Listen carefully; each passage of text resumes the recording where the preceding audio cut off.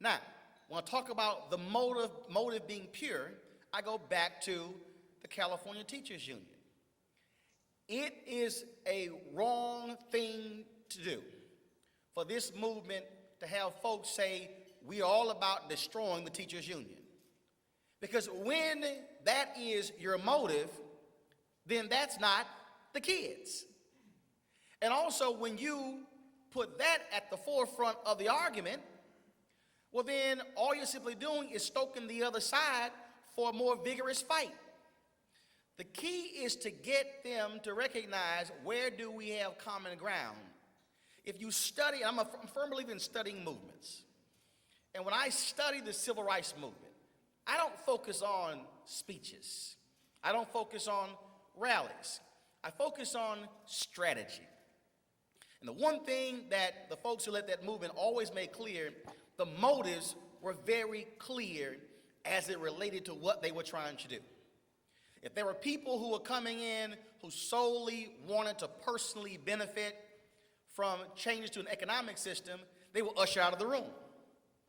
Because they said, no, the point here is to break down the system of Jim Crow.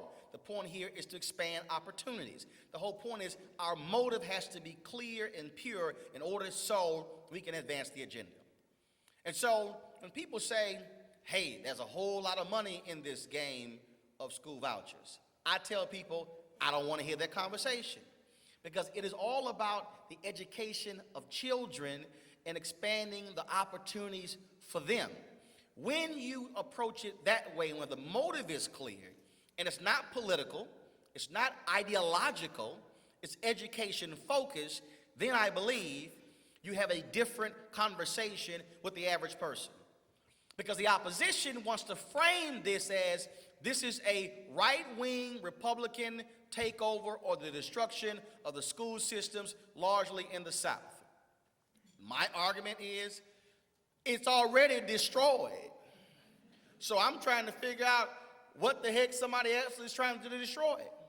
And I'm saying you supporting the current system, I'll call it the left-wing destruction of the school system. However you want to frame it. But when you get into the political argument, then it becomes Republican, Democrat, left, right. It becomes ideological and not children-based. And that, to me, has always been the mistake, because what happens is people are going to automatically take sides based upon their prior positions when it comes to politics. And so that's why you have black state legislators who will say, I don't know, because I'm not trying to be aligned with those white Republicans. Then you have the people say, well, I'm not trying to be aligned with those city Democrats, and I'm a rural Republican. So they start focusing on their party labels without anybody saying, are your kids failing in rural communities? Yep. Are your kids failing in inner cities? Yep. So what's the issue? So I think you have to have the motive very clear to move all the political stuff out of the way and focus on kids. The second piece, I think, it really is with mobilizing. It really is with mobilizing. Because if you study the movement, again, the civil rights movement, there were so many different lanes. Thurgood Marshall, legal lane.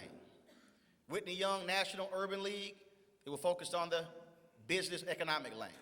NAACP, activism, court system, that was their lane. Dr. King's lane, moral, religious leaders, creation of SCLC, that was their lane. Student Nonviolent Coordinating Committee, their lane, young people.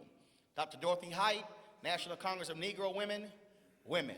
Everybody had a lane in which they were operating. And so, in terms of being able to mobilize people, it has to be bottom up. Because what happens is, if it's only a conversation taking place in the halls of Congress, or in state capitals, or when it comes to City Hall, then the people are being left out. They're the ones who actually can apply the appropriate pressure to folks because they are the constituents. And the average person out there, frankly, is not truly informed about it. And so when I sit here and have a debate, in fact, I was sitting at the table, one of the reasons I wasn't talking to folks at the table, because I was literally having a battle on Twitter with the folks who follow me on this very issue. Because I posted some of my comments earlier, And so folks were responding. They were coming back with the same sort of stuff. So I'm firing back and forth. And I could type real fast. So I was hitting about 10, 12 comments a minute. And so I tell them, I say, you got to keep up. And so we were sitting here laying the whole issue out in terms of how do you mobilize people, and that is you get to the heart of the people who are most in need. The reason State Senator James Meeks, the reason that passed the Senate, and I just called him. And we talk all the time because he's also my pastor in Chicago. The reason it passed the Senate, because what he did was he went right at the heart of the failing schools. So he did not take the sort of shotgun approach, let's just have school choice. He said, no. He said, if I have a large argument, it's a losing battle.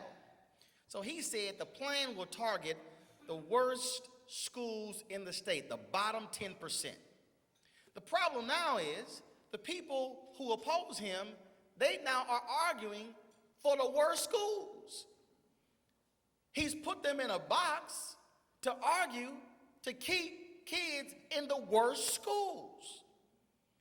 And so now he said, look, I've got to get the door open. So that was a strategy that he actually used. By also targeting the worst schools, he then mobilized the parents in the worst schools.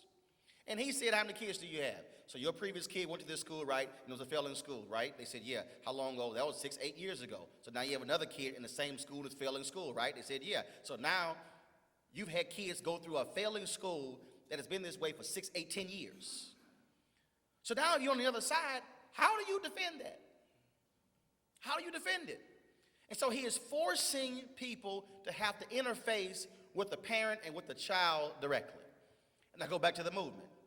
The reason Birmingham was so successful because the adults in Birmingham were afraid to march for Dr. King.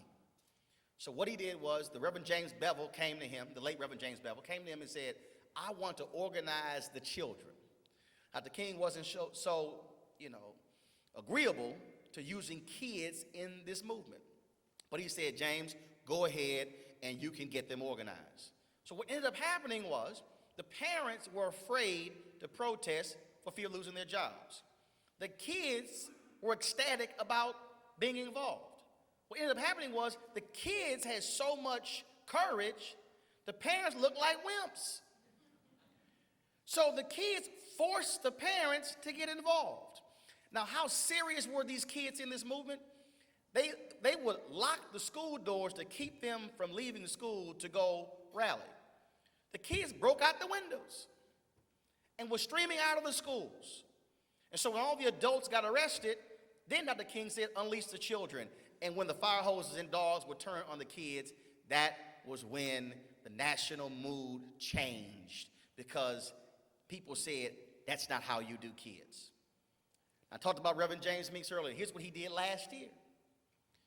He took 3,000 people, and they went to Nutria, suburban school, to try to enroll in their schools on the first day of school.